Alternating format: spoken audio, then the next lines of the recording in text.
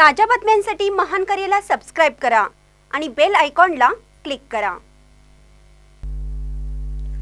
कुरुंदवाडात जीवे मारण्याची धमकी देत दिवसाढवळ्या चोरी, सोन्याची चेन, रोख रक्कमसह 1,11,000चा मुद्देमाल लंपास।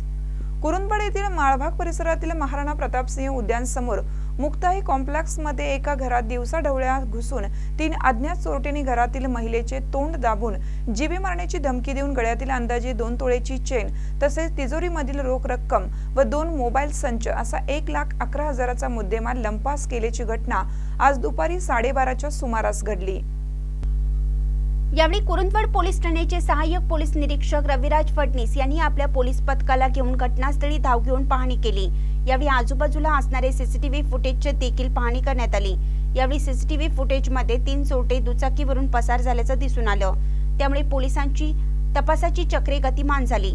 राजेंद्र कापसे यांच्या घरी श्रीमती सुनीता कापसे या एकट्याच होत्या। याच वेळी तुमच्या मुलाचे मित्र असल्याचं सांगून अज्ञात चोरटे घरात शिरले आणि आतून दरवाजा बंद केला।